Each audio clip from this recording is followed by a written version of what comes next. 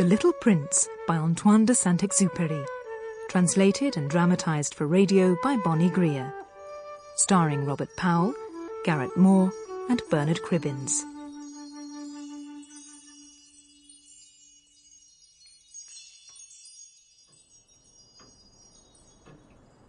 When I was 6, I once saw the most wonderful picture in a book about a forest untouched by human hands. The book was called Life Stories. This book contained a picture of a boa constrictor swallowing a wild, savage beast. Here, let me show you a copy of the drawing. In the book, it says,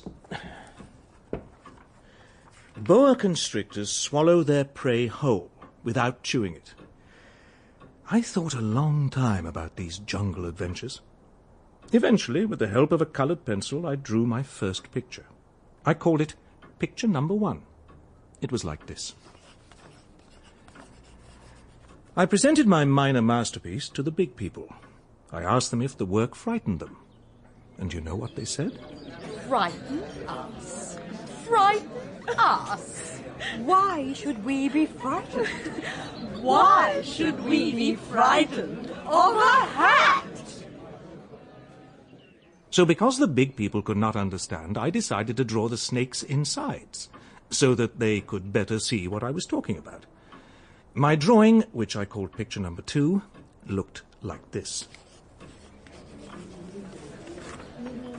My darling child, put away drawings of boa constrictors, open or closed, and concentrate more on geography, history, arithmetic, grammar. That is how, at the age of 6, I gave up what I am convinced would have been a glorious career as a painter. I had no choice but to choose another occupation. I learned to fly aeroplanes. I flew everywhere, all over the world. And yes, I must admit my geography did help me a great deal. For example, I came to know at a glance how to distinguish China from Arizona, a very useful thing indeed for flying at night. I lived alone, without anyone to talk to, content, flying on my own, when one day...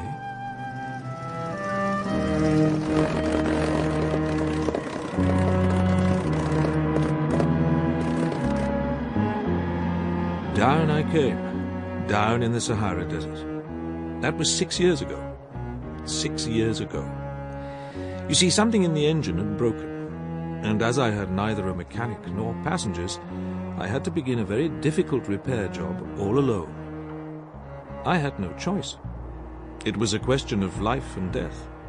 I had barely enough water to last a week. The first night, I slept on the sand, 1,000 miles away from other human beings. So you can imagine my surprise when, at daybreak, a little voice woke me up. Please, draw me a sheep. What? Draw me a sheep. I gave my eyes a good rub. There, standing before me, was the most extraordinary little fellow. He was looking at me very seriously.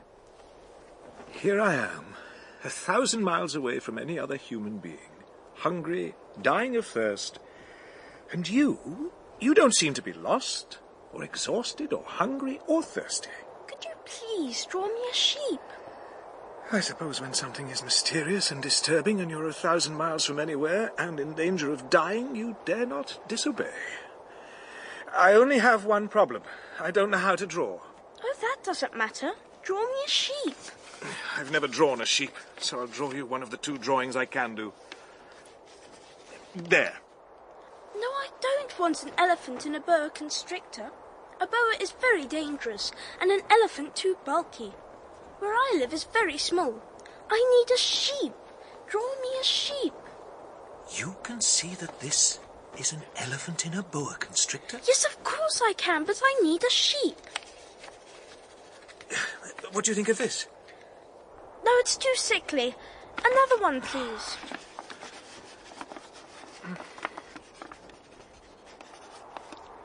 It's a very good... Sample complete. Ready to continue?